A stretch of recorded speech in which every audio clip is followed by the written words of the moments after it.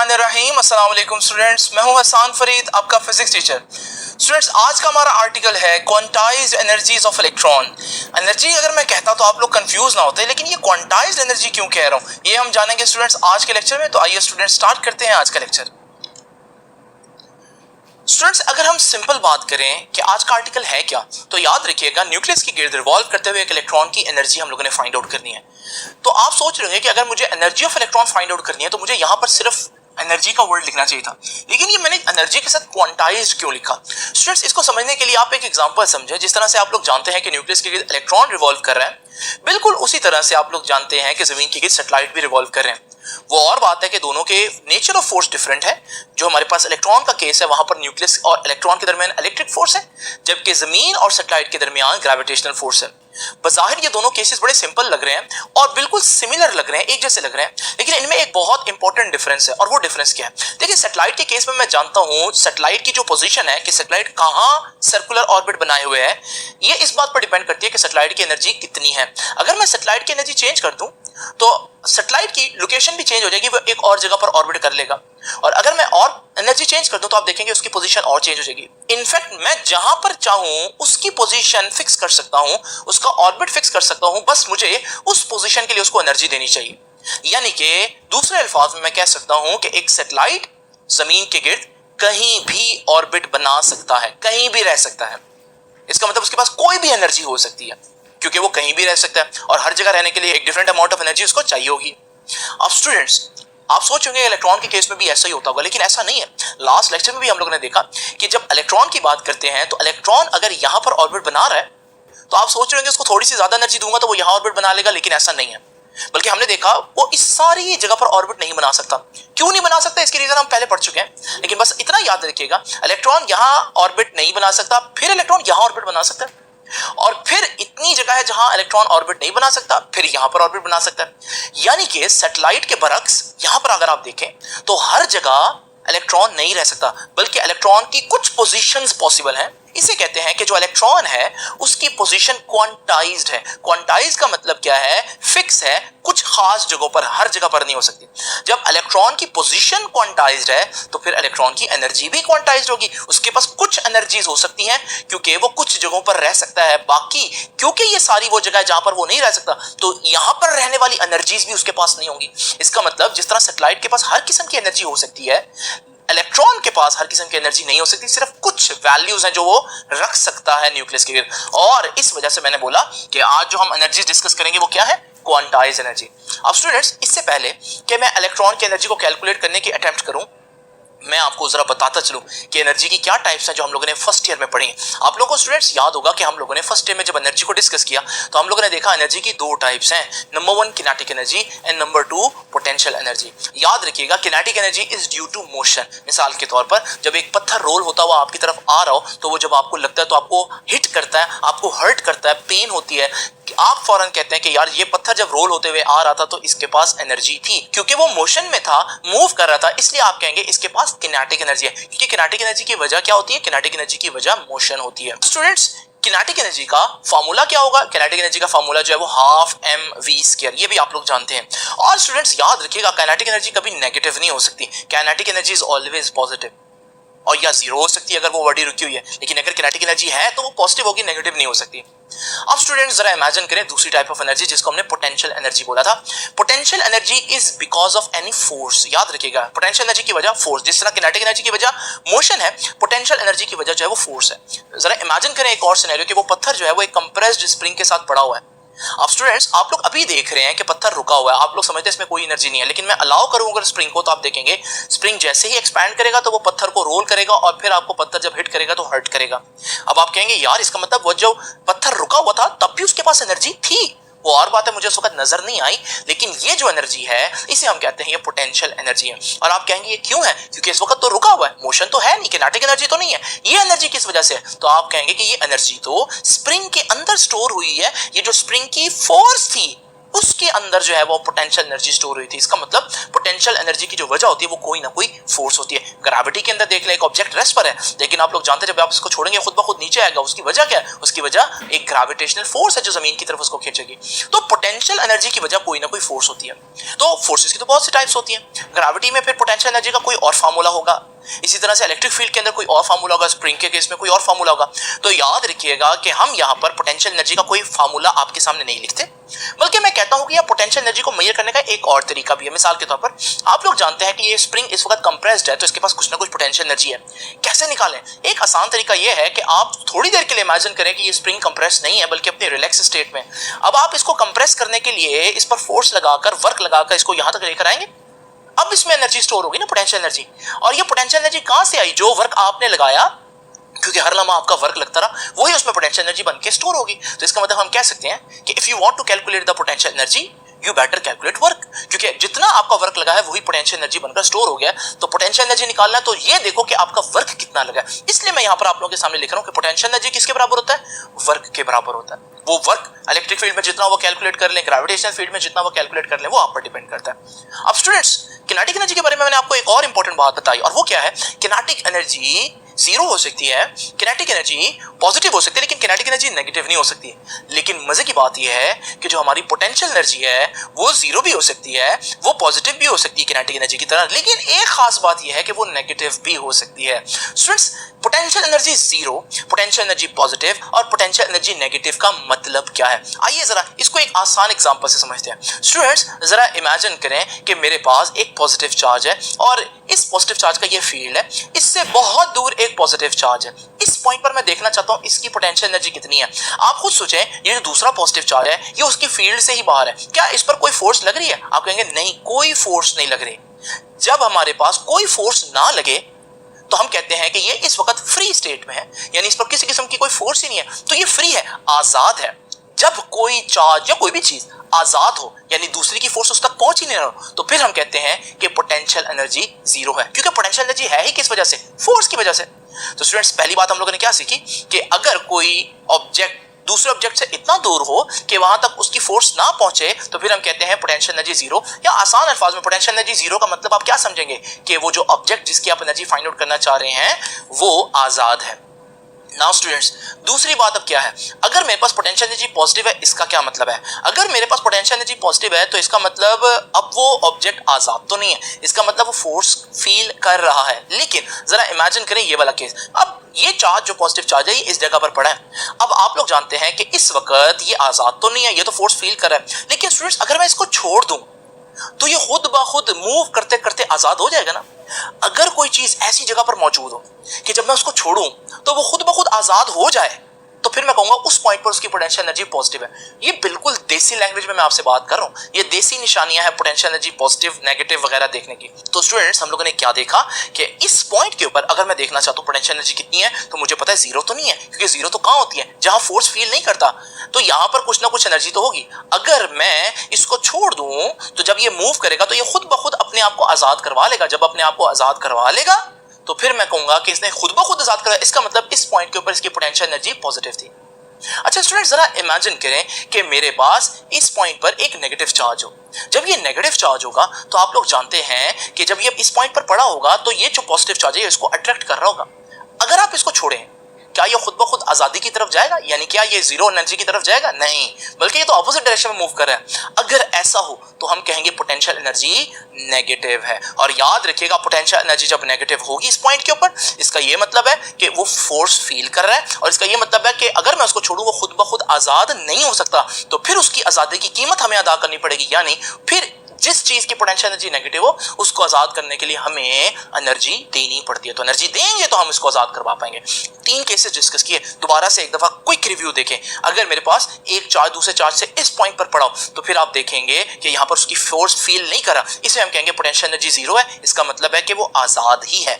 अगर इस पॉइंट पर एक पॉजिटिव चार्ज पड़ा हो तो आप जानते हैं कि वो रिपल्शन की वजह से खुद ब खुद निकल सकता है, तो हम कहेंगे यहाँ पोटेंशियल एनर्जी पॉजिटिव है, इसका मतलब है अभी आजाद तो नहीं लेकिन खुद ब खुद आजाद हो सकता है। और अगर इस पॉइंट पर एक नेगेटिव चार्ज पड़ा हो तो आप लोग जानते हैं कि उसको छोड़ने पर भी वो आजादी की तरफ नहीं जाएगा, तो हम कहेंगे पोटेंशियल एनर्जी नेगेटिव है, जिसका मतलब खुद ब खुद आजाद नहीं हो सकता। तो ये अगर आप सिंपल बातें समझ लें तो आज का आर्टिकल कुछ भी नहीं है। तो स्टूडेंट्स, हम लोगों ने क्या देखा कि हमारे पास एनर्जी की दो टाइप्स हैं। एनर्जी की दो टाइप्स हैं, तो अगर हमारे पास हमने आज जो कैलकुलेट करना वो ये है कि एक इलेक्ट्रॉन जब न्यूक्लियस के गिर्द रिवॉल्व कर रहा हो तो उसकी एनर्जी कितनी होती है। तो अगर हम ये देखें कि इस इलेक्ट्रॉन के पास भी फिर दो किस्म की एनर्जीज हैं। एक तो इलेक्ट्रॉन की मोशन है, और आप लोग जानते हैं मोशन की वजह से जो एनर्जी है वो किनेटिक एनर्जी होती है, और ये तो पॉजिटिव होगी, हमें पहले ही पता चल गया, क्योंकि ये जीरो हो सकती है लेकिन वो तो जब रुका होगा तब होगी ना, तो रुका तो है नहीं इलेक्ट्रॉन। तो इसका मतलब इलेक्ट्रॉन के पास जो किनेटिक एनर्जी होगी, जो मैं अभी कैलकुलेट करूंगा, एक बात कंफर्म है, वो पॉजिटिव ही होगी। लेकिन अब हम देखते हैं यहां पर जो इलेक्ट्रॉन है उसके पास, क्योंकि न्यूक्लियस की एक फोर्स भी लग रही है, और जहां फोर्स लगे वहां पोटेंशियल एनर्जी होती है, तो फिर मैं कहूंगा कि यहां पर पोटेंशियल एनर्जी भी है। लेकिन आप खुद सोचें, ये पोटेंशियल एनर्जी जीरो होगी, पॉजिटिव होगी या नेगेटिव होगी। अब आप लोग जानते हैं जीरो तो नहीं हो सकती, क्योंकि फोर्स लग रही है। जीरो तो तब होती है जब वो इस पॉइंट पर हो और आजाद हो जाए।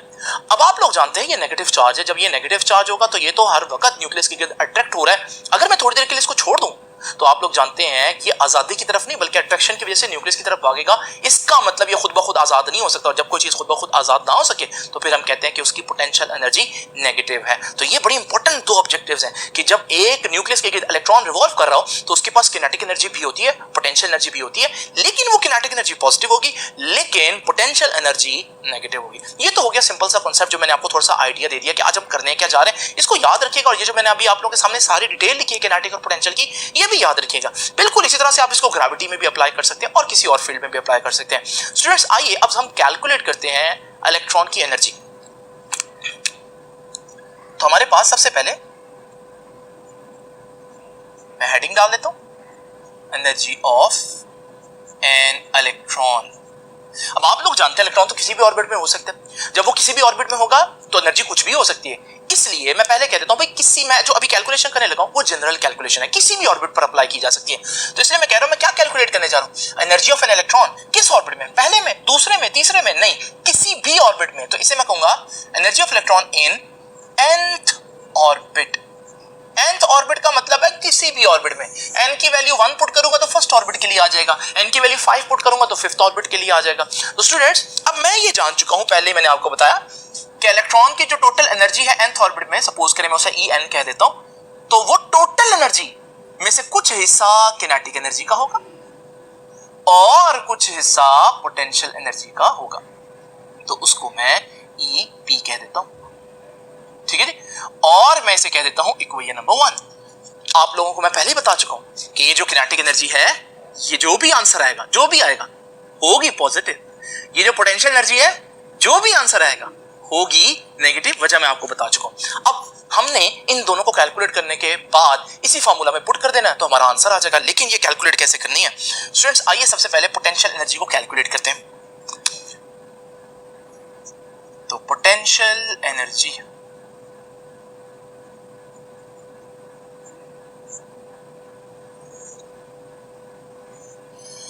नाउ स्टूडेंट्स, पोटेंशियल एनर्जी की कैलकुलेशन ना असल में है टफ, क्योंकि इसमें इंटीग्रेशन का कॉन्सेप्ट अप्लाई होता है। अब इंटीग्रेशन हर बच्चे ने पढ़ी नहीं होती, क्योंकि प्री मेडिकल में है नहीं, और हो सकता है अभी तक बहुत से बच्चे जो मैथ्स के उन्होंने भी ना पढ़ी हो।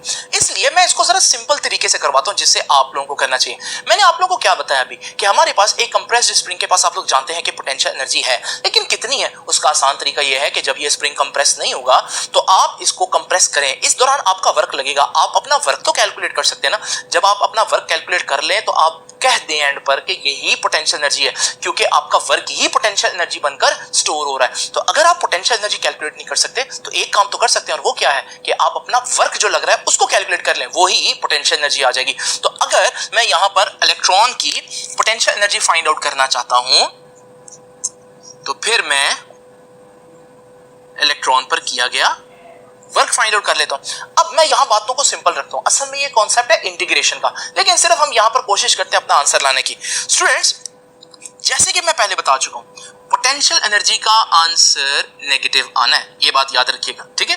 कैसे नेगेटिव आना, दोबारा से सुन लीजिए, याद रखिएगा। हमारे पास ये पॉजिटिव चार्ज है, ये इलेक्ट्रॉन है, और ये हमारे पास वो फील्ड है जहां तक न्यूक्लियस की फोर्स एग्जिस्ट करती है। अगर हमारे पास इलेक्ट्रॉन जो है वो इस पॉइंट पर हो, इंफिनिटी पर हो, तो फिर हम कहेंगे कि यहाँ पर तो उसकी फोर्स नहीं फील हो रही, तो हम कहेंगे पोटेंशियल एनर्जी जीरो है, क्योंकि फोर्स ही नहीं फील हो रही। दूसरे अल्फाज में इलेक्ट्रॉन आजाद है, इसलिए कोई पोटेंशियल एनर्जी नहीं। लेकिन अगर इस पॉइंट पर हम देखें तो हमारे पास, हम लोग जानते हैं कि इलेक्ट्रॉन को अगर मैं छोड़ भी दूं तो वो न्यूक्लियस की तरफ भागेगा। इसका मतलब वो खुद ब खुद आजाद नहीं हो सकता। जब कोई चीज खुद ब खुद आजाद ना हो सके तो फिर हम कहते हैं कि पोटेंशियल एनर्जी नेगेटिव है। और अगर सपोज कर ले इस जगह पर पॉजिटिव चार्ज होता, तो फिर आप लोग जानते हैं जब मैं इसको छोड़ूंगा तो रिपल्शन की वजह से ये तो खुद ब खुद आजाद हो सकता है। फिर मैं कहूंगा कि इस पॉइंट पर इस चार्ज की एनर्जी पॉजिटिव थी। तो हमारा जो केस बन रहा है वो इलेक्ट्रॉन वाला, उसमें हम जानते हैं कि इस पॉइंट पर जो भी पोटेंशियल एनर्जी आएगी वो नेगेटिव आएगी, इसलिए मैंने नेगेटिव का साइन डाल दिया। कैलकुलेशन के जरिए भी मैं लेकर आ सकता हूं, लेकिन सिंपल रखता हूं चीजों को ताकि आपके जहन में बैठ जाए। अब बाकी रह गया वर्क फाइंड आउट करना है। वर्क का फॉर्मूला क्या है? वर्क का फॉर्मूला होता है एफ डी, ये तो आप लोग जानते हैं। अब एफ क्या है आप लोग जानते हैं स्टूडेंट्स। इस वक्त इलेक्ट्रॉन जब यहां पर मौजूद है तो इलेक्ट्रॉन को न्यूक्लियस की तरफ एक फोर्स लग रही है, और वो फोर्स इलेक्ट्रिक फोर्स है। उस फोर्स का फॉर्मूला आप लोग जानते हैं स्टूडेंट्स, वो क्या है? मैं यहां पर थोड़ी सी कैलकुलेशन कर देता हूं। वो कूलम फोर्स थी, के Q1 Q2 over are square. Q1 और Q2 क्या है जरा देखिए। Q1 हमारे पास एक चार्ज है, फॉर एग्जांपल न्यूक्लियस, और Q2 हमारे पास दूसरा चार्ज है, फॉर एग्जांपल इलेक्ट्रॉन। आप लोग जानते हैं स्टूडेंट्स के बोहर के मॉडल में हम हाइड्रोजन की बात करते हैं। जब हम हाइड्रोजन की बात करेंगे तो हमारा जो न्यूक्लियस है उसके अंदर भी एक ही प्रोटॉन होगा, यानी न्यूक्लियस पर भी +1 चार्ज होगा, और हमारे पास जो इलेक्ट्रॉन है उस पर -1, यानी दोनों पर एक जैसा चार्ज होगा। तो फिर मैं कह सकता हूं कि अगर हमारे पास इस पर +E चार्ज है तो उस पर -E चार्ज होगा। तो यहां से Q1 और Q2 की जगह मैं E और E कह देता हूं, ठीक है जी। और ये क्या है? ये हमारे पास किसी भी ऑर्बिट का रेडियस है, किसी भी ऑर्बिट का, तो Rn कह दूंगा। यहां से हमारे पास फोर्स का जो फार्मूला आएगा स्टूडेंट्स वो आ जाएगा K E² over Rn square. ये फोर्स का फार्मूला मैं यहां पर आपके सामने पुट कर रहा हूं। तो पोटेंशियल एनर्जी बराबर आ जाएगी माइनस F की जगह क्या आ जाएगा? K E² over Rn square multiply by ये डिस्टेंस है। स्टूडेंट्स आसान अल्फाज में बात करते हैं कि ये इलेक्ट्रॉन जो है जब किसी भी ऑर्बिट में मौजूद होगा तो उस ऑर्बिट का न्यूक्लियस के सेंटर से जो डिस्टेंस बनेगा वो तो इस पूरे ऑर्बिट का रेडियस नहीं बन जाएगा। तो मैं कहता हूं क्योंकि ये nth ऑर्बिट है, किसी भी ऑर्बिट की बात करें तो फिर हमारे पास ये Rn कहलाएगा, radius of the nth orbit. तो ये जो डिस्टेंस है ये हमारे पास Rn कहलाएगा। नाउ स्टूडेंट्स F भी आ गया, D भी आ गया, नेगेटिव साइन भी आ गया, तो ये हमारे पास कैंसिल हो जाएगा एक Rn। तो हमारे पास पोटेंशियल एनर्जी का जो फार्मूला आएगा वो आएगा -KE² ओवर Rn। ये है स्टूडेंट्स पोटेंशियल एनर्जी का फार्मूला। तो पहली चीज जो हम लोगों ने यहां पुट करनी है वो आगे हमारे पास। अब दूसरी चीज क्या है? दूसरी चीज हमारे पास किनेटिक एनर्जी है। बात करते हैं किनेटिक एनर्जी की।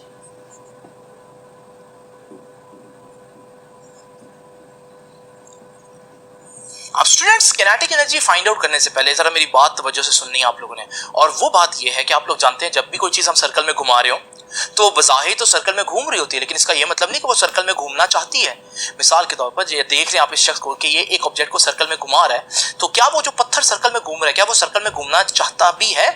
इसको चेक करने के लिए आप अगर थोड़ी देर के लिए पत्थर का कनेक्शन रस्सी के साथ काट दें तो आप देखेंगे वो तो टेंजेंट की डायरेक्शन में निकल जाएगा। ये आप लोगों ने पहले पढ़ा भी और आप लोगों ने डेली लाइफ में इसको एक्सपीरियंस भी किया होगा। तो फिर मैं ये सोचूंगा कि जब वो पत्थर घूम रहा था इसका मतलब उस पत्थर को इस सर्कल में रहने पर कोई मजबूर कर रहा था, और वो कौन मजबूर कर रहा है? वो इस रस्सी की टेंशन है जो उसको मजबूर कर रही है। ये जो फोर्स है जो उसको सर्कल से निकलने से बचा रही है, सर्कल में घूमने पर मजबूर कर रही है, इसे हम कहते हैं सेंट्रीपिटल फोर्स, सेंटर की तरफ लगने वाली फोर्स। इसे सेंटर सीकिंग फोर्स भी कह सकते हैं। नाउ स्टूडेंट्स यहां सेंट्रीपिटल फोर्स कौन है? आप कहेंगे tension is acting like a centripetal force, यानी सेंट्रीपिटल फोर्स खुद कोई नहीं होती बल्कि वो जो हमारी फंडामेंटल फोर्सेस हैं उनमें से ही कोई सेंट्रीपिटल फोर्स बन जाती है। जैसे यहां टेंशन सेंट्रीपिटल फोर्स बन गई है। अगर हमारे पास हम देखें कि एक सैटेलाइट जमीन के गिर्द रिवॉल्व कर रहा है तो हम लोग यहां पर भी जानेंगे कि अगर ये सैटेलाइट जमीन के गिर्द रिवॉल्व कर रहा है तो इसका ये मतलब नहीं कि वो जमीन के गिर्द रिवॉल्व करते रहना चाहता है, बल्कि अगर हम उसको छोड़े तो वो भी टेंजेंट में निकल जाएगा। तो अगर ये रिवॉल्व कर रहा है तो यहां पर भी कोई ना कोई फोर्स इसको मजबूर कर रही है जो हर वक्त उसको सेंटर की तरफ लग रही है। वो फोर्स यहां ग्रेविटेशनल फोर्स कहलाती है। इसी तरह से स्टूडेंट जब आप देखते हैं कोई गाड़ी एक राउंड अबाउट पर गोल गोल घूम रही हो तो भी आप जानेंगे कि यहां पर भी कोई फोर्स है जो उसको सर्कल में घूमने पर मजबूर कर रही है, वो इसकी टायरों की फ्रिक्शन होती है। बिल्कुल इसी तरह से स्टूडेंट्स याद रखिएगा, जो आज हमारा केस है जिसमें एक इलेक्ट्रॉन न्यूक्लियस के गिर्द घूम रहा है, तो यहां पर भी तो हम यही सोचेंगे कि इलेक्ट्रॉन अगर न्यूक्लियस के गिर्द घूम रहा है तो कोई तो फोर्स है जो इलेक्ट्रॉन को हर वक्त न्यूक्लियस की तरफ घूमने पर मजबूर कर रही है, and we will call that force as centripetal force. तो याद रखिएगा यहां एक फोर्स है जो सेंटर की तरफ लग रही है, और वो फोर्स क्या है, वो सेंट्रीपिटल फोर्स है। मैं उसे एफ सी कह देता हूं। आप लोग जानते हैं इसका फार्मूला क्या होता है, एम वी स्क्वायर, क्योंकि कोई भी ऑर्बिट हो सकता है ना, nth ऑर्बिट, तो फिर मैं उसकी स्पीड जो है वो वी एन बोलूंगा, तो m v square over r, ये फार्मूला है। तो वी के साथ भी एन आ गया और आर के साथ भी एन आ गया, सेंट्रीपिटल फोर्स का फार्मूला लिख दिया मैंने। अब जैसे कि मैंने आपको बताया कि जैसे सैटेलाइट जमीन के गिर्द रिवॉल्व करे तो उस पर एक सेंट्रीपिटल फोर्स लग रही है, लेकिन वो सेंट्रीपिटल फोर्स कौन होगा, वो ग्रेविटी ही है जो सेंट्रीपिटल फोर्स की तरह एक्ट कर रही होगी, बिहेव कर रही होगी। इसी तरह जब हमारे पास एक गाड़ी जो है वो गोल चक्कर पर घूम रही हो तो फिर वहां पर सेंट्रीपिटल फोर्स कौन बन रहा है, तो हम कहेंगे वो फ्रिक्शन है जो एज ए सेंट्रीपिटल फोर्स काम कर रही है। तो फिर जब एक इलेक्ट्रॉन न्यूक्लियस के गिर्द रिवॉल्व कर रहा है तो सेंट्रीपिटल फोर्स तो लग रही है, लेकिन मैंने बताया सेंट्रीपिटल फोर्स कोई फोर्स खुद नहीं होती, बल्कि ये कोई और फोर्स होती है जो सेंट्रीपिटल फोर्स की तरह बिहेव कर रही होती है। तो यहां कौन सी फोर्स है जो सेंट्रीपिटल फोर्स की तरह बिहेव कर रही है, तो मैं जब देखता हूं तो मुझे पता चलता है इलेक्ट्रॉनिक चार्ज बॉडी है, नेगेटिवली चार्ज बॉडी, और जो हमारे पास न्यूक्लियस है वो एक पॉजिटिवली चार्ज बॉडी, और पॉजिटिव चार्ज नेगेटिव चार्ज को अट्रैक्ट करता है किस फोर्स से, कूलम फोर्स से, स्टूडेंट, जिसको हमने चैप्टर नंबर 12 में पढ़ा। इसका मतलब यहां कौन सी फोर्स है जो न्यूक्लियस इलेक्ट्रॉन पर लगाकर उसको अपनी तरफ खींच रहा है, वो हमारे पास कूलम्स फोर्स है। और याद रखिएगा इसको इलेक्ट्रिक फोर्स भी कह सकते हैं क्योंकि चार्जेस के दरमियान है। और स्टूडेंट्स मैं यहां पर कह सकता हूं कि असल में जो सर्कल में सेंट्रीपिटल फोर्स जनरेट हो रही है वो इन दो चार्जेस के इलेक्ट्रिक फोर्स की वजह से जनरेट हो रही है। तो क्या मैं यहां कह दूं कि electric force is behaving like a centripetal force, तो फिर हमारे पास जो इलेक्ट्रिक फोर्स है वही सेंट्रीपिटल फोर्स बन रही है, तो मैं इनको बराबर कह सकता हूं। अब स्टूडेंट्स सेंट्रीपिटल फोर्स का फार्मूला मैं पहले लिख चुका हूं, इलेक्ट्रिक फोर्स का फार्मूला मैंने यहां पर आप लोगों के सामने पहले ही डिराइव कर दिया एक दफा, k e square over r n square.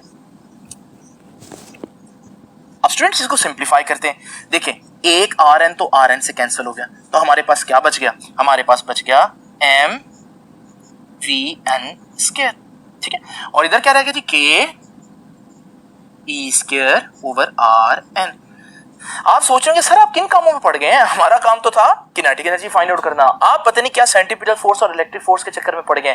Students मुझे अभी तक याद है कि हम लोगों ने किनेटिक एनर्जी ही फाइंड आउट कर दी है, क्योंकि अगर आप गौर से देखें अभी तो आपको किनेटिक एनर्जी नहीं नजर आ रही, लेकिन ये जो मेरे पास इक्वेशन है, ये अगर मैं इसके लेफ्ट साइड पर भी 1/2 से मल्टीप्लाई कर दूं और राइट साइड पर भी 1/2 से मल्टीप्लाई कर दूं, आपको मालूम है ऐसा करने पर कोई फर्क तो पड़ता नहीं है, क्योंकि जब एक ही चीज से आप लेफ्ट पर भी और राइट पर भी मल्टीप्लाई करें तो इससे कोई फर्क नहीं पड़ता। लेकिन एक अच्छी बात यह हो गई कि हमारे पास लेफ्ट साइड पर बन गया half m v square. And what is half m v square, do you remember kinetic energy का फार्मूला क्या होता है, हाफ एम वी स्क्वायर। इसका मतलब ये जो हाफ एम वी स्क्वायर मेरे पास आया ये एक्चुअली में किनेटिक एनर्जी है nth ऑर्बिट में, और किसके बराबर आई kinetic energy, half k e square over r n. Now students मेरे पास किनेटिक एनर्जी का फार्मूला भी आ गया। पोटेंशियल एनर्जी के फार्मूला के साथ भी मैं nth लगा देता हूं, क्योंकि किसी भी ऑर्बिट के लिए कैलकुलेशन की है मैंने, देखे ना r की जगह n लगा हुआ है, कोई भी ऑर्बिट हो सकता है। तो यहां पर nth ऑर्बिट की पोटेंशियल एनर्जी और nth ऑर्बिट की किनेटिक एनर्जी मैंने फाइंड आउट कर ली। अब स्टूडेंट्स कैलकुलेट क्या करना था, याद रखें एनर्जी ऑफ इलेक्ट्रॉन, ये एनर्जी लिखा खाली, ना किनेटिक ना पोटेंशियल, तो फिर ये कौन सी एनर्जी है, ये टोटल एनर्जी जितनी है इलेक्ट्रॉन के पास यानी ई एन, और वो किसका सम होती है, किनेटिक और पोटेंशियल, और किनेटिक भी आ गई और पोटेंशियल भी आ गई। Let's put this values in equation number 1, इसको इक्वेशन नंबर 1 में पुट करके आंसर निकाल लेते हैं स्टूडेंट्स। तो जरा देखिए,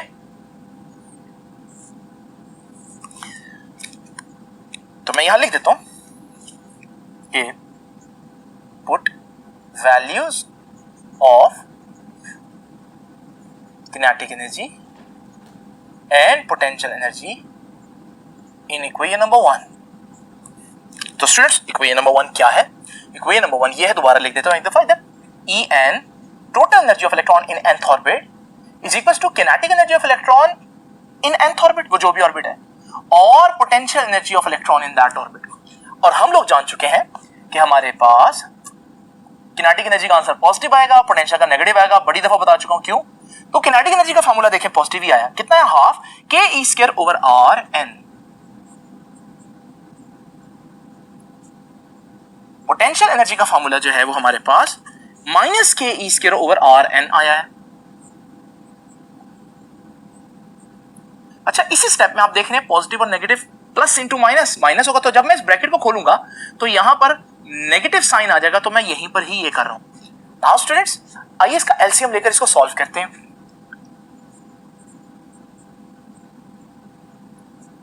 नीचे देखें ये 2 है, 2rn और इधर rn, तो हमारा एलसीएम आया 2rn। अब 2rn को किससे मल्टीप्लाई करेंगे, 2rn आ जाए 1 से, तो उस 1 को जब हम ऊपर मल्टीप्लाई करेंगे तो के ई स्क्वायर आ जाएगा। अभी देखें एलसीएम पे मैं टाइम नहीं लगाऊंगा, आई होप कि एलसीएम तो आपको आता ही होगा।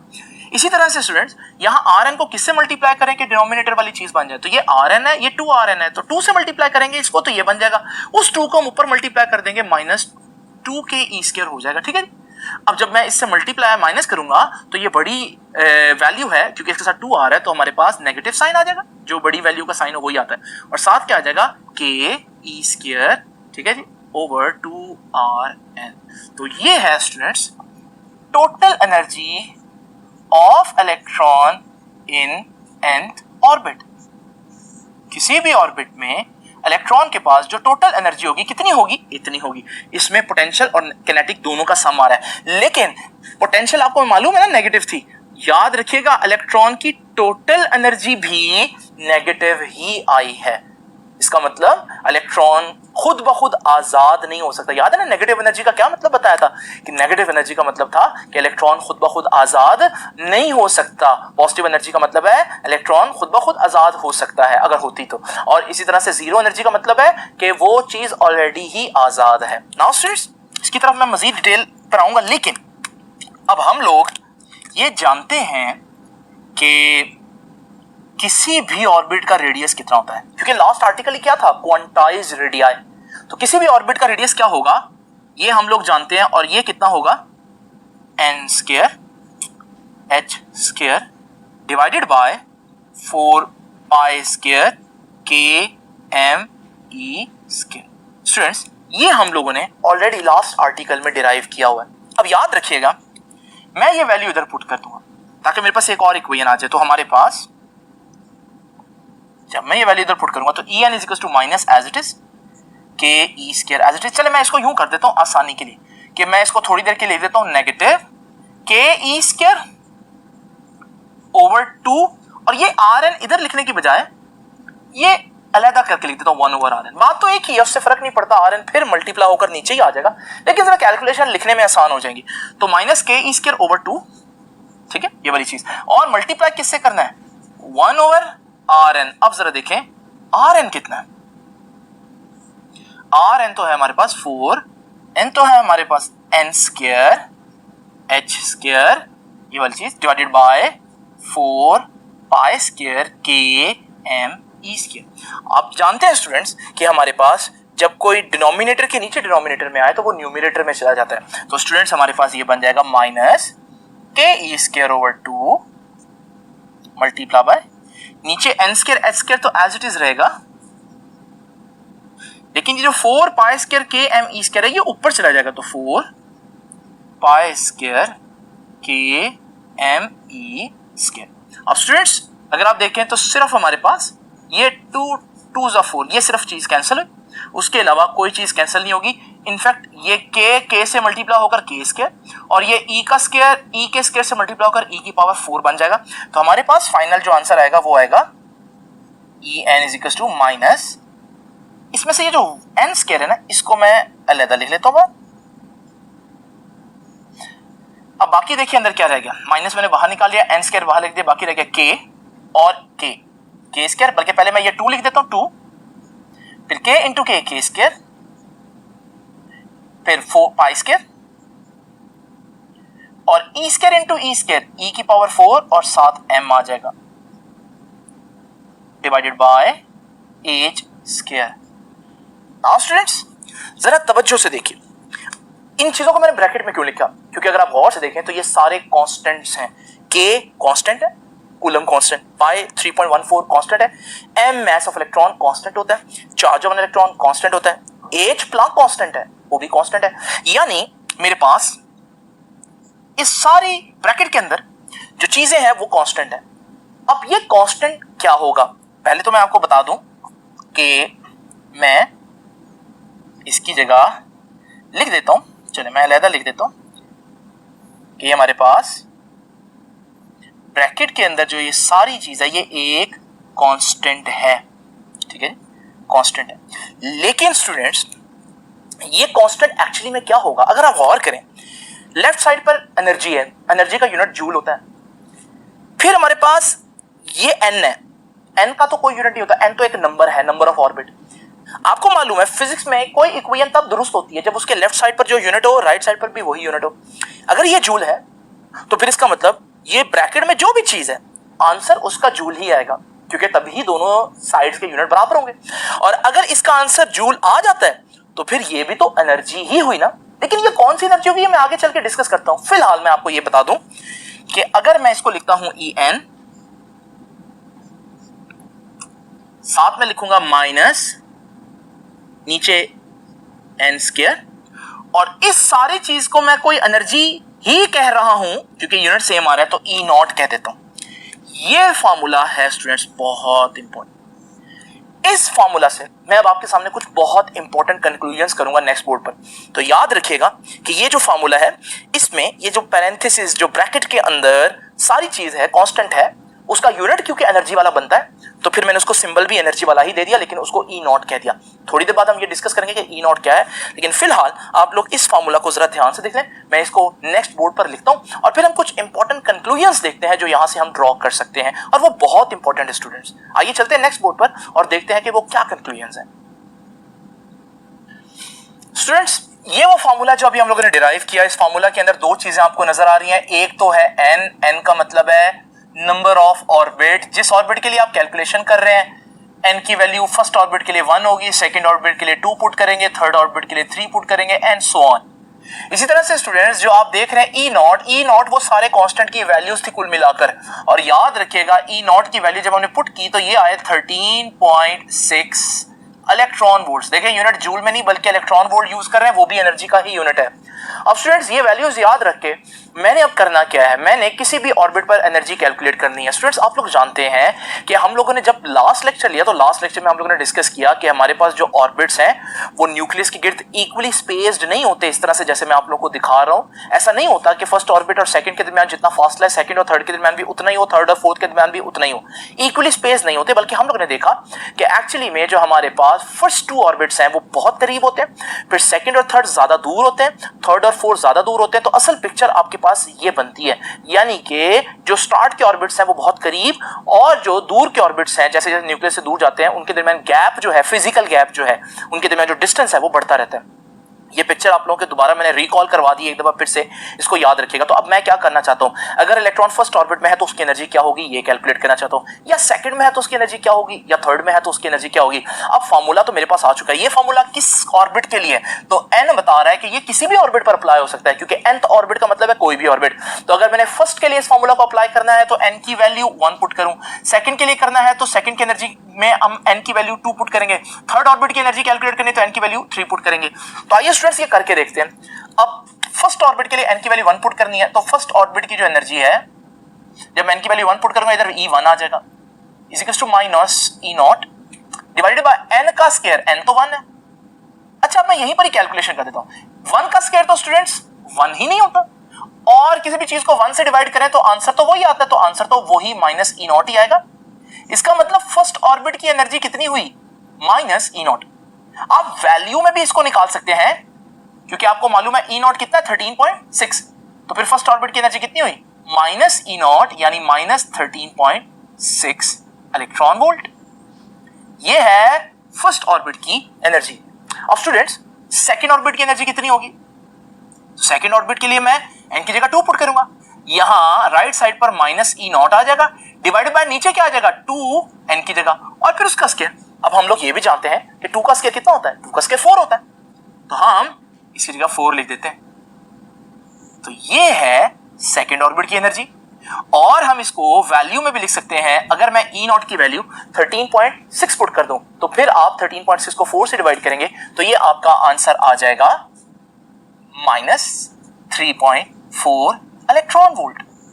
ये सेकेंड ऑर्बिट की एनर्जी है, ये फार्मूला की शेप में और ये वैल्यू की। अब इसी तरह थर्ड ऑर्बिट की एनर्जी आप लोगों ने कैलकुलेट करनी है तो फिर -E not over third orbit में n की वैल्यू 3 पुट करेंगे तो 3 का स्क्वायर आ जाएगा। 3 का स्क्वायर कितना होता है स्टूडेंट्स? यही लिख देता हूं, 9 होता है। तो फिर हमारे पास थर्ड ऑर्बिट की एनर्जी -E नॉट ओवर 9 आई। और फिर यहां पर मैं अगर वैल्यू पुट करूं E नॉट की जो कि 13.6 इलेक्ट्रॉन वोल्ट है तो आप देखेंगे हमारे पास आंसर आ जाएगा 1.51 इलेक्ट्रॉन वोल्ट। स्टूडेंट्स, ये वैल्यूज जो है मैंने आप लोगों के सामने निकाली कि फर्स्ट ऑर्बिट की -13.6 इलेक्ट्रॉन वोल्ट है, यानी कि इलेक्ट्रॉन अगर फर्स्ट ऑर्बिट में यहां पर मौजूद है तो यहां पर इलेक्ट्रॉन की एनर्जी -13.6 इलेक्ट्रॉन वोल्ट होगी। इसी तरह अगर इलेक्ट्रॉन जो है वो सेकंड ऑर्बिट पर है तो उसकी -3.4 इलेक्ट्रॉन वोल्ट होगी। और थर्ड ऑर्बिट पर आप देखेंगे इलेक्ट्रॉन की एनर्जी -1.51 इलेक्ट्रॉन वोल्ट होगी। स्टूडेंट्स, अब अगर एक इलेक्ट्रॉन बहुत दूर हो न्यूक्लियस से यानी इंफिनिटी पर हो, उसकी एनर्जी कितनी होगी? आइए ये भी कैलकुलेट कर लेते हैं। तो इंफिनिटी पे अगर आप एनर्जी निकालना चाहते हैं तो आपको इंफिनिटी वैल्यू पुट करनी पड़ेगी n की। तो जब मैं इधर इंफिनिटी पुट करूंगा तो इनफाइनाइट ऑर्बिट यानी बहुत दूर कोई ऑर्बिट हो तो उसके फार्मूला बनेगा -E नॉट ओवर n का स्क्वायर। और n क्या है? इंफिनिटी। अब आपको मालूम है इंफिनिटी का स्क्वायर भी इंफिनिटी ही होता है, ठीक है जी। And anything divided by infinity is 0। तो हमारे पास इंफिनिटी पर जो एनर्जी आ रही है वो 0 आएगी। अब स्टूडेंट्स, ये सारी वैल्यूज आप लोगों ने देख ली। इंफिनिटी की एनर्जी जो 0 है वो भी मैं आप लोगों के सामने यहाँ पर मेंशन कर रहा हूँ। अब स्टूडेंट्स, जरा गौर से अगर आप लोग देखें तो आप लोगों को यहाँ पर ये मैंने एटम बनाकर दिखाया। अगर ये सारी एनर्जीज मैं आप लोगों के सामने ग्राफ पे ड्रॉ करना चाहूँ तो मैं क्या करूंगा कि यहाँ पर आपके सामने एक ग्राफ ड्रॉ करता हूँ जिसपे मैं y एक्सिस में एनर्जीज लूंगा। अब आप लोग जानते हैं कि जो पहला ऑर्बिट है उसकी एनर्जी जो है वो -13.6 इलेक्ट्रॉन वोल्ट है। तो मैं ग्राफ के ऊपर -13.6 इलेक्ट्रॉन वोल्ट प्लॉट कर देता हूं। फिर इसी तरह से आप लोग जानते हैं जो दूसरा ऑर्बिट है उसकी एनर्जी -3.4 है, तो मैं ग्राफ के ऊपर -3.4 पर एक लाइन ड्रॉ कर देता हूं। फिर आप लोग जानते हैं कि जो थर्ड ऑर्बिट है वो -1.51 है, तो मैं वहां पर एक लाइन ड्रॉ कर देता हूं। और फिर इसी तरह से आप लोग जानते हैं कि फोर्थ ऑर्बिट जो है वो -0.85 होगा, तो मैं ग्राफ के ऊपर -0.85 प्लॉट कर देता हूं। और इसी तरह से आप लोग जानते हैं कि इंफिनिटी जो है उसका एनर्जी 0 होती है, तो मैं यहां पर ग्राफ के ऊपर इंफिनिटी को 0 से रिप्रेजेंट कर देता हूं। अगर आप गौर से देखें स्टूडेंट, असल पिक्चर एटम की और ग्राफ में फर्क यह है, ग्राफ के ऊपर मैं एनर्जी वाइज सारी चीजों को बना रहा हूं। तो अगर आप गौर करें तो आप लोगों को पता चलेगा हालांकि फर्स्ट 2 ऑर्बिट्स क्लोजेस्ट ऑर्बिट हैं। अगर हम फिजिकल गैप की बात करें, उनके दरमियान फासले की बात करें एटम्स के अंदर, रियल एटम्स के अंदर, तो पहले 2 ऑर्बिट्स बिल्कुल करीब करीब होते हैं। लेकिन एनर्जी डायग्राम देखकर हमें पता चल रहा है कि अगर एनर्जी वाइज हम देखें तो हमें पता चलता है फर्स्ट 2 ऑर्बिट्स में एनर्जी गैप बहुत ज्यादा है। यानी कि दिखने में 2 ऑर्बिट्स करीब करीब नजर आ रहे हैं लेकिन इनके दरमियान जो एनर्जी का गैप है वो बहुत ज्यादा है। इसी तरह से अगर आप गौर करें दूसरे और तीसरे ऑर्बिट में फासला थोड़ा सा बढ़ गया, लेकिन अगर आप एनर्जी डायग्राम देखें तो आपको पता चलेगा कि एनर्जीज दूसरे और तीसरे की थोड़ी थोड़ी करीब आ गई हैं। इसी तरह से तीसरे और चौथे को अगर आप ऑर्बिट देखें तो आप देखेंगे फासला और बढ़ गया उनके दरमियान। लेकिन अगर आप एनर्जी के लिहाज से देखें तो आपको पता चलेगा कि तीसरे और चौथे में एनर्जी का गैप और कम हो गया। ये एक बात बड़ी इंपॉर्टेंट है और वो ये है कि एनर्जी का गैप और ऑर्बिट्स का फिजिकल गैप बिल्कुल एक दूसरे के ऑपोजिट चल रहे हैं। जैसे शुरू के ऑर्बिट्स में फासला बहुत कम है लेकिन एनर्जी का डिफरेंस बहुत ज्यादा है, और जैसे जैसे हम दूर जा रहे हैं जो ऑर्बिट्स हैं उनके दरमियान फासला तो बढ़ता जा रहा है लेकिन उनके दरमियान एनर्जीज कम होती जा रही हैं। ये मैंने लास्ट पॉइंट लिखा, energy gap and physical gap is exactly opposite to each other. यहाँ फिजिकल गैप आएगा यानी उनके दरमियान जो फासला है और उनके दरमियान जो एनर्जी का गैप है उनका एक दूसरे के साथ इनवर्स रिलेशन बन रहा है। तो एक पॉइंट ये मैंने आप लोगों के साथ डिस्कस कर लिया, ये इंपॉर्टेंट कंक्लूजन है। अब स्टूडेंट्स, अगर आप गौर से देखें तो यही वो ग्राफ है जो मैंने आप लोगों के सामने यहाँ पर भी प्लॉट कर दिया। अब यहाँ पर अगर आप गौर से देखें तो सबसे पहली बात जो हमें नजर आ रही है वो ये है कि इलेक्ट्रॉन के पास कुछ खास एनर्जीज हो सकती हैं, सारी एनर्जीज नहीं हो सकती। जैसे हाइड्रोजन का जो इलेक्ट्रॉन है उसकी फर्स्ट ऑर्बिट में ये एनर्जी हो सकती है, या फिर वो जब सेकंड में जाएगा तो ये एनर्जी होगी, दरमियान वाली वैल्यूज उसके पास नहीं हो सकती। इसी तरह अगर ये एनर्जी है तो उसके बाद ये हो सकती है, दरमियान वाली वैल्यूज नहीं हो सकती। यानी कि कुछ वैल्यूज ही उसके पास हो सकती हैं और इसी को हम कहते हैं कि एनर्जी क्या है, इलेक्ट्रॉन की एनर्जी क्वांटाइज्ड है। फर्स्ट ऑर्बिट पर उसकी एनर्जी -E0 थी जिसकी वैल्यू ये बनती है, सेकंड पर -E0 डिवाइडेड बाय 4 थी जिसकी वैल्यू ये बनती है, फिर माइनस ई नॉट ओवर 9 जिसकी वैल्यू ये बनती है, माइनस ई नॉट ओवर 16 जिसकी वैल्यू ये बनती है। यानी कि उसके पास ये वैल्यूज हैं एनर्जी की, इसके अलावा कोई वैल्यू उसके पास नहीं हो सकती। या यूं हम कह सकते हैं, या ये वैल्यू हो सकती है, ये या ये, इसके दरमियान वाली एनर्जी इलेक्ट्रॉन नहीं ले सकता। अब स्टूडेंट्स एनर्जी तो क्वांटाइज्ड हो गई, ये बात भी मैंने आपको समझा दी। अब आपने एक और बात नोट की, और वो ये है कि हर ऑर्बिट की एनर्जी नेगेटिव है। ठीक है जी, एनर्जी हर ऑर्बिट की नेगेटिव है, तो energy is negative for all orbits. इसका मतलब क्या है? इसका मतलब ये है कि इलेक्ट्रॉन जब न्यूक्लियस के गिर्द होगा, करीब होगा, तो वो खुद ब खुद आजाद नहीं हो सकता, बल्कि क्योंकि वो अट्रैक्टिव फोर्स से बंधा हुआ है, तो उसको आजाद करवाने के लिए आपको हमेशा फोर्स लगानी पड़ेगी। जब कोई चीज खुद ब खुद आजाद ना हो तो हम क्या कहते हैं? हम कहते हैं कि उसकी एनर्जी नेगेटिव है। तो इसका मतलब जब हम कहते हैं ना इलेक्ट्रॉन के पास इतनी एनर्जी है, एक्चुअली में ये है नहीं, ये हम गलत कह रहे होते हैं। जब हम कहते हैं इलेक्ट्रॉन की एनर्जी -13.6 है, इसका ये मतलब नहीं कि उसके पास ये एनर्जी है, बल्कि इसका ये मतलब है कि उसको आजाद होने के लिए इतनी एनर्जी की कमी का सामना है। इतनी एनर्जी आप उसको देंगे, प्रोवाइड करेंगे, तो वो आजाद होगा। अच्छा जी स्टूडेंट्स, उसके बाद देखिए एनर्जी मिनिमम कहां है। अगर आप वैल्यूज को देखें तो आपको लग रहा है कि यार यहाँ 0.85 है, ये 1.51 है, ये 3.4 है, ये 13.6 है, सबसे ज्यादा वैल्यू तो ये है। तो बजाहिर ऐसा लग रहा है कि हमारे पास फर्स्ट ऑर्बिट पर एनर्जी सबसे ज्यादा है। देखिए मैंने आपको बताया एनर्जी नेगेटिव आ रहा है, इसका ये मतलब नहीं कि इलेक्ट्रॉन के पास ये एनर्जी है, बल्कि नेगेटिव ये बता रहा है कि इलेक्ट्रॉन के पास इतनी एनर्जी की कमी है आजाद होने के लिए। यानी इसको आजाद होने के लिए सिर्फ इतनी एनर्जी की कमी है 0.85, लेकिन इसको आजाद होने के लिए 13.6 की कमी का सामना करना पड़ रहा है। इसका मतलब अगर हम देखें तो सबसे कम एनर्जी किसके पास हुई? इसके पास। वैल्यू को ना देखें, वैल्यू के साथ नेगेटिव साइन देखें, वो क्या मतलब बता रहा है। आप इसको यूं भी इमेजिन कर सकते हैं, जैसे दो शख्स हैं, एक के पास बैलेंस है 400 रुपीज और दूसरे का बैलेंस है 600 रुपीज। मैं आपसे पूछता हूं कि इनमें से कौन सा शख्स जो है वो ज्यादा खुश है, ज्यादा वो बेनिफिट में है, ज्यादा फायदे में है, तो आप फौरन कहेंगे सर 600 रुपीज वाला।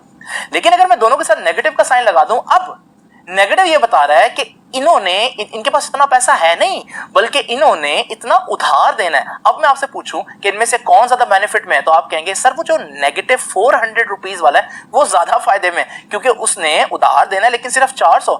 और इस हिसाब से अगर हम देखें कि हमारे पास जो दूसरा शख्स है, कहने को तो उसकी वैल्यू 600 रुपीज है, लेकिन नेगेटिव में 600 है, इसका मतलब है उसने 600 रुपया उधार देना है। तो इसका मतलब यहां पर आप किसको ज्यादा अच्छा करार देंगे? जिसके पास -400। तो नेगेटिव में आंसर जितना कम हो उतना बेहतर होता है, उतनी वो बड़ी वैल्यू होती है। यहां पर भी ऐसा है। तो नेगेटिव में जितना ज्यादा है, इसका मतलब इतना ज्यादा इलेक्ट्रॉन पर उधार है, इतनी ज्यादा उसको एनर्जी चाहिए निकलने के लिए, बुरी तरह फंसा हुआ है क्योंकि न्यूक्लियस के करीब है। और अगर हम देखें वैल्यू थोड़ी है, लेकिन ये वो वैल्यू है जो उसको आजाद होने के लिए चाहिए, तो ये तो थोड़ी सी वैल्यू है, इसका मतलब वो इजीली निकल सकता है, ये ज्यादा फायदे में। इसकी एनर्जी ज्यादा है, इसकी एनर्जी कम है। तो अगर हम देखें कि नेगेटिव में जितनी वैल्यू ज्यादा होगी उतनी एनर्जी कम होगी, जितनी वैल्यू ज्यादा होगी उतनी एनर्जी ज्यादा नहीं होगी, बल्कि उतनी एनर्जी कम होगी, क्योंकि नेगेटिव का साइन आ गया। तो फिर फर्स्ट ऑर्बिट जो है इसकी एनर्जी सबसे कम होगी। तो energy is minimum for first orbit, इसलिए हम फर्स्ट ऑर्बिट को हमेशा लोएस्ट एनर्जी ऑर्बिट कहते हैं। तो ये भी एक इंपॉर्टेंट बात आ गई। उसके बाद याद रखिएगा स्टूडेंट्स, अगर हम बात करें एनर्जी मैक्सिमम कहां होगी, तो देखें एनर्जी मैक्सिमम कहां पर होगी। अगर यहां पर हमारे पास नेगेटिव है, इसका मतलब इसको आजाद होने के लिए इतनी एनर्जी चाहिए, इसको आजाद होने के लिए इतनी एनर्जी चाहिए, यहां पर आजाद होने के लिए इतनी एनर्जी चाहिए। लेकिन अगर हम इन्फिनिटी पर देखें तो एनर्जी 0 है। अब बजाहिर हम 0 का मतलब क्या लेते हैं? जब भी हम कहते हैं कि फलां चीज 0, तो इसका मतलब बिल्कुल लोएस्ट है, लेकिन यहां ऐसा नहीं है स्टूडेंट्स। अगर हम देखें यहां सारी नेगेटिव वैल्यूज हैं और सारी नेगेटिव वैल्यूज से 0 तो ऊपर होता है। तो याद रखिएगा यहां 0 एक्चुअली मैक्सिमम एनर्जी को रिप्रेजेंट कर रहा है। अजीब बात है, हम हर जगह 0 को लोएस्ट कंसीडर करते हैं, लेकिन यहां हम 0 को हाईएस्ट कंसीडर करेंगे। इस एग्जांपल को भी वैसे ही समझ सकते हैं, जैसे दो शख्स हैं जिनके पास -400 और -600 है, तो आपने किसको ज्यादा बेटर करार दिया था? -400, क्योंकि है तो उस पर भी उधार, लेकिन उस पर सिर्फ 400 रुपए का उधार है। लेकिन अगर मैं यहां पर एक शख्स ले आऊं जिसका बैलेंस 0 है, तो आप कहेंगे सर उसके पास तो कोई पैसा नहीं है, लेकिन उसने उधार भी तो नहीं देना। तो इन तीनों में से सबसे बेटर सिचुएशन में तो वो शख्स है ना जिसका बैलेंस 0 है। तो क्योंकि जब सारे ही उधार देने वाले होंगे, तो इवन बैलेंस जिसका 0 होगा वो भी सबसे बेहतर कहलाएगा। ये ऐसे ही जैसे अंधों में काना राजा, तो यहां पर भी ऐसे ही होगा। जब सारे ही उधार में फंसे हुए हैं तो फिर 0 वाला तो मैक्सिमम हो जाएगा। तो याद रखिएगा मैक्सिमम एनर्जी किसकी होगी? इनफाइनाइट ऑर्बिट की। लेकिन होगी कितनी? जीरो, लेकिन यहाँ जीरो का मतलब वो जीरो नहीं है जो हम हमेशा कहते हैं, बल्कि यहाँ जीरो का मतलब मैक्सिमम है। इस पॉइंट को भी अच्छी तरह से देख लीजिए, energy is maximum at infinity but it is zero, ठीक है। तो क्योंकि बाकी सारे नेगेटिव हैं तो ये मैक्सिमम हो गया और ये मिनिमम हो गया। तो यहां से अगली बात तो वैसे ही क्लियर हो रही है कि यहां मिनिमम है फर्स्ट ऑर्बिट पर, सेकंड पर थोड़ी सी ज्यादा हुई, थर्ड पर ज्यादा हुई, करते करते जीरो हो गई, मैक्सिमम हो गई, इलेक्ट्रॉन आजाद हो गया, यानी कि यहां से ऊपर जाते हुए एनर्जी बढ़ रही है। तो इसका मतलब जैसे जैसे आप हायर ऑर्बिट्स पर जा रहे हैं तो एनर्जी बढ़ती है। यही बात मैंने नेक्स्ट लिखी, energy increases from first to infinity orbit. तो जैसे जैसे इलेक्ट्रॉन हमारे पास अगर फर्स्ट ऑर्बिट पे, तो हम कहेंगे इसकी एनर्जी सबसे कम है, और ऊपर जाएगा तो एनर्जी इसकी बढ़ जाएगी, और ऊपर जाएगा तो एनर्जी बढ़ जाएगी, और करते करते जब वो इंफिनिटी पर पहुंच जाएगा जिस पर कोई फोर्स नहीं लग रही है, तब हम कहेंगे इस पर एनर्जी मैक्सिमम है। लेकिन है कितनी? जीरो। नाउ स्टूडेंट्स, आखिरी चीज हमारे पास, ऊपर जाते हुए एनर्जी तो बढ़ रही है, लेकिन एनर्जी का गैप देखें तो वो कम हो रहा है। पहले दो ऑर्बिट्स के दरमियान एनर्जी का इतना ज्यादा गैप है, तकरीबन 10 के करीब बन रहा है, ठीक है। लेकिन अगले दो ऑर्बिट्स के दरमियान एनर्जी का गैप कम हो गया, और अगले दो ऑर्बिट्स के दरमियान एनर्जी का गैप और कम हो गया।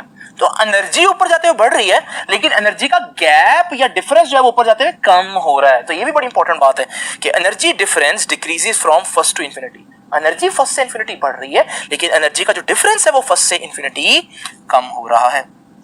तो स्टूडेंट्स, ये वो सारी बातें हैं जो आप लोगों ने याद रखनी है। तो ये आप लोगों को समझ में आ गया होगा कि इलेक्ट्रॉन की नेगेटिव एनर्जी का क्या मतलब है। अब स्टूडेंट्स, दो टर्म्स आपकी बुक ने डिस्कस किए हैं, आयोनाइजेशन एनर्जी और आयोनाइजेशन पोटेंशियल। ये दोनों चीजें क्या है, बड़ी आसान सी बात है, इनको डिस्कस करते हैं और फिर लेक्चर को खत्म करते हैं। स्टूडेंट्स, आयोनाइजेशन एनर्जी को समझने से पहले हमें देखना पड़ेगा कि आयोनाइजेशन क्या होती है। स्टूडेंट्स, आप लोग जानते हैं कि न्यूक्लियस से बहुत दूर अगर हम इन्फिनिटी पर देखें तो एक इलेक्ट्रॉन जो है वो न्यूक्लियस की फोर्स फील नहीं करता। इस हालत में हम कहते हैं कि इलेक्ट्रॉन इस वक्त आजाद है, वो बाउंड टू द न्यूक्लियस नहीं है। लेकिन हम एनर्जी की टर्म्स में कहते हैं कि इस इलेक्ट्रॉन की एनर्जी जीरो है। फ्रीडम एक अच्छी चीज है, आजाद हर शख्स होना चाहता है, हर चीज होनी चाहती है। तो हर इलेक्ट्रॉन की ख्वाहिश क्या है? हर इलेक्ट्रॉन की ख्वाहिश यह है कि उसकी एनर्जी जीरो हो जाए, आसान अल्फाज में वो आजाद हो जाए। नाउ स्टूडेंट्स, अगर मैं इस इलेक्ट्रॉन की बात करूं जो न्यूक्लियस के करीब है, तो वो तो न्यूक्लियस की फोर्स की वजह से बाउंड है न्यूक्लियस के गिर्द रिवॉल्व करने में। अब स्टूडेंट्स, अगर मैं इस इलेक्ट्रॉन को यहां से उठाकर इंफिनिटी पर लेकर जाऊं, यानी आजाद करवाने की कोशिश करूं, तो इस दौरान मुझे बहुत ज्यादा एनर्जी देनी पड़ेगी। अब याद रखिएगा, अगर मैं ऐसा करूं तो इलेक्ट्रॉन तो आजाद हो जाएगा, लेकिन जो एटम है उसमें इलेक्ट्रॉन की कमी की वजह से एटम पर पॉजिटिव चार्ज आ जाएगा, यानी एटम बन गया पॉजिटिव आयन। क्योंकि इलेक्ट्रॉन को आजाद करवाने के दौरान एटम पॉजिटिव आयन बन गया, तो मैं इस प्रोसेस को कहता हूं कि ये प्रोसेस ऑफ आयोनाइजेशन है।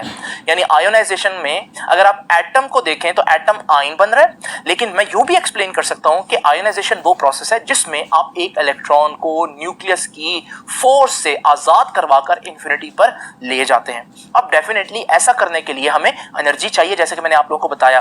तो आयोनाइजेशन में जो एनर्जी चाहिए होगी उसे हम कहेंगे आयोनाइजेशन एनर्जी। अब क्वेश्चन ये है कि वो कितनी होगी। देखें, अगर एक शख्स का बैलेंस -400 रुपीज है, का मतलब है उसने 400 रुपए देने हैं किसी के, तो वो फ्रीडम में तो नहीं है, वो आजाद नहीं है, वो कहीं जा नहीं सकता जब तक कि वो अपना कर्जा ना उतार दे। तो अगर आप उसको फ्रीडम में लाना चाहते हैं, उसको फ्री करना चाहते हैं, तो आप क्या करेंगे? आप चाहते हैं उसका बैलेंस जीरो हो जाए। अभी तो उसका बैलेंस -400 रुपीज है, तो आप उसको 400 रुपीज देंगे, प्लस 400 रुपीज जब उसको मिलेंगे तो वो अदा कर देगा जो उसने उधार देना, तो उसका बैलेंस जीरो हो जाएगा। यानी जितना वो नेगेटिव में, अगर आप उतना पॉजिटिव में दे दें तो उसका बैलेंस जीरो हो जाएगा और वो फ्रीडम में आ जाएगा, आजाद हो जाएगा। बिल्कुल इस तरह से स्टूडेंट्स आप लोग जानते हैं कि फर्स्ट ऑर्बिट में मैंने अभी डिस्कस किया कि इलेक्ट्रॉन की एनर्जी जो है वो -E0 होती है। अगर उसके पास एनर्जी -E0 है, इसका मतलब यह है कि वो इस वक्त आजाद नहीं है, क्योंकि उसकी एनर्जी नेगेटिव है। आजाद कब होगा? जब इंफिनिटी पर चला जाएगा, दूसरे अल्फाज में जब उसकी एनर्जी जीरो हो जाएगी। तो अगर उसकी एनर्जी अभी -E0 है, तो उसकी एनर्जी जीरो करने के लिए मुझे उसको +E0 देनी पड़ेगी, तब जाकर वो जीरो पर आएगा। ये होगी उसकी आयोनाइजेशन एनर्जी, वो एनर्जी जिस पर वो आयोनाइज हो जाएगा।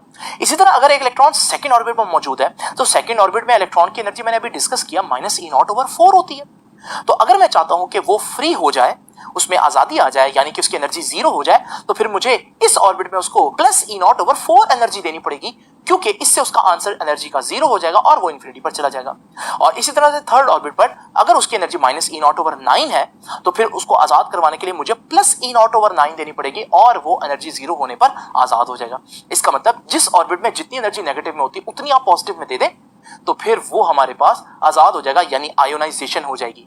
लेकिन आप लोग जानते हैं कि हमने बोहर में सिर्फ हाइड्रोजन एटम को डिस्कस करना है और हाइड्रोजन का सिर्फ एक इलेक्ट्रॉन होता है तो वो फर्स्ट ऑर्बिट में होगा और फर्स्ट ऑर्बिट की एनर्जी माइनस ई नॉट होती है। तो इस सूरत में याद रखिएगा हमारे पास जब हम बोहर की बात करते हैं यानी हाइड्रोजन की बात करते हैं तो हाइड्रोजन में क्योंकि पहले इलेक्ट्रॉन की ही बात करनी है, फर्स्ट ऑर्बिट की बात करनी है, तो फर्स्ट ऑर्बिट की आयनाइजेशन एनर्जी क्या होगी?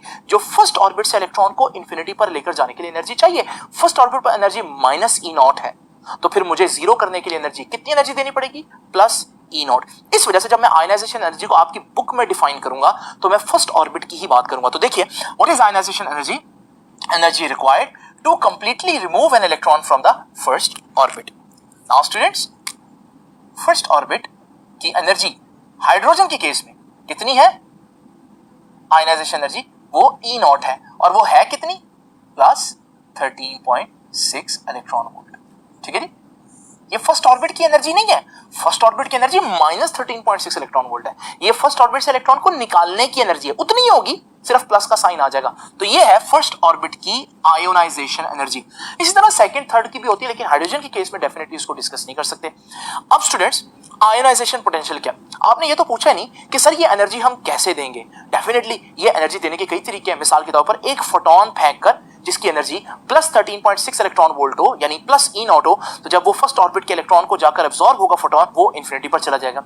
लेकिन हम ये एनर्जी जो है वो इलेक्ट्रॉन के जरिए भी दे सकते हैं। आप जानते हैं कि एक फास्ट मूविंग इलेक्ट्रॉन के पास बहुत ज्यादा किनेटिक एनर्जी है। अगर ये फास्ट मूविंग इलेक्ट्रॉन जो है वो इस इलेक्ट्रॉन से टकराए तो जब वो इस इलेक्ट्रॉन से टकराएगा तो वो उसको अपनी एनर्जी प्रोवाइड करेगा, जिसकी वजह से वो इलेक्ट्रॉन जो है वो इंफिनिटी पर चला जाएगा। तो आयनाइजेशन करने का एक तरीका ये है कि आप एक फास्ट मूविंग इलेक्ट्रॉन, एक बड़ी तेजी से आने वाला इलेक्ट्रॉन जो है वो इस पर टकराएं। लेकिन आप सोचेंगे कि इस इलेक्ट्रॉन को तेज कैसे करें? स्टूडेंट्स, इलेक्ट्रॉन को तेज करने का तरीका यह है कि उसको आप पोटेंशियल डिफरेंस अप्लाई करें। मिसाल के तौर पर ये मेरे पास एक पॉजिटिव प्लेट और एक नेगेटिव प्लेट है। इसमें जब मैं एक इलेक्ट्रॉन रखता हूं तो वो पॉजिटिव प्लेट की तरफ भागता है, एक्सेलरेट करता है। अगर मैं इसको बहुत ज्यादा एनर्जी देना चाहता हूं तो फिर मैं पॉजिटिव प्लेट को बहुत ज्यादा पॉजिटिव और नेगेटिव प्लेट को बहुत ज्यादा नेगेटिव करूंगा। दूसरे अल्फाज में पोटेंशियल डिफरेंस बहुत ज्यादा कर दूंगा। अब हमारे पास इलेक्ट्रॉन बड़ी तेजी से एक्सेलरेट करेगा। जब वो बहुत तेजी से एक्सेलरेट करेगा और दरमियान में वो एटम अगर मौजूद हो तो वो उसके इलेक्ट्रॉन से टकराकर उसको इंफिनिटी पर भेज देगा, एटम को आयनाइज कर देगा। स्टूडेंट्स, ये काम करने के लिए आप जानते हैं जो प्लेट्स हैं उन पर अच्छा खासा पोटेंशियल होना चाहिए। कम से कम जितना पोटेंशियल प्लेट पर हो कि जिसमें इलेक्ट्रॉन जब एक्सेलरेट करे तो वो एटम को आयोनाइज कर दे, उस पोटेंशियल को, जो प्लेट्स पर पोटेंशियल होगा, उसे हम कहते हैं आयोनाइजेशन पोटेंशियल। तो आयोनाइजेशन पोटेंशियल क्या है? The minimum potential through which an external electron should be accelerated. वो कम से कम पोटेंशियल जो प्लेट्स पर हो जिसमें इलेक्ट्रॉन इतना एक्सेलरेट हो जाए so that it can supply the requisite energy, ionisation energy. तो वो टकराने पर इतनी एनर्जी दे जो आयोनाइजेशन एनर्जी इतनी हो, तो फिर हम कहेंगे वो पोटेंशियल क्या है? Ionization potential. याद रखने का, आयोनाइजेशन पोटेंशियल जो है उसका यूनिट वोल्ट है और आयनाइजेशन एनर्जी का यूनिट जूल है। Ionisation potential ionisation energy provide करता है इलेक्ट्रॉन को एक्सेलरेट करके। और स्टूडेंट्स, आप लोगों ने एक बात सोची होगी कि अगर हमारे पास प्लेट्स पर इतना चार्ज ना हो कि वो इलेक्ट्रॉन को इनफ एक्सेलरेट करे, तो फिर जब इलेक्ट्रॉन के पास बहुत एक्सेलरेशन नहीं होगा तो जब वो उस इलेक्ट्रॉन से टकराएगा जिसको उसने नॉकआउट करना है तो वो अब उसको आयनाइज नहीं कर पाएगा, लेकिन कुछ ना कुछ एनर्जी तो ट्रांसफर करेगा, जिसकी वजह से इलेक्ट्रॉन जो है वो कोई ना कोई हायर ऑर्बिट पर चला जाएगा। इस सूरत में हम ये तो नहीं कह सकते कि एटम जो है वो आयनाइज हो गया, लेकिन क्योंकि इलेक्ट्रॉन अपनी ग्राउंड स्टेट छोड़कर एक्साइटेड स्टेट में चला गया, एक हायर स्टेट में चला गया जहां उसकी एनर्जी बढ़ गई है, तो हम कहेंगे कि ये अब एक्साइट हो गया। उस वक्त प्लेट का जितना पोटेंशियल है वो आयोनाइजेशन पोटेंशियल तो नहीं कहला सकता, लेकिन उसको हम एक्साइटेशन पोटेंशियल जरूर कह सकते हैं। तो एक्साइटेशन पोटेंशियल वो पोटेंशियल है जिससे इलेक्ट्रॉन को अगर एक्सेलरेट करें तो वो इलेक्ट्रॉन को हिट करने के बाद आयोनाइज तो ना कर सके, इंफिनिटी पर तो ना भेज सके, लेकिन किसी हायर ऑर्बिट पर भेज दे, यानी एटम को एक्साइट कर दे। एक्साइटेशन पोटेंशियल का भी थोड़ा सा जिक्र आपकी बुक ने बिल्कुल एंड पर किया। ये था स्टूडेंट हमारा आज का लेक्चर। इस लेक्चर में बहुत सी चीजें हैं जो आप लोगों को ऑब्जेक्टिव में पूछी जा सकती हैं। आपसे अब इंशाल्लाह मुलाकात होगी नेक्स्ट लेक्चर में। तब तक के लिए अल्लाह हाफिज।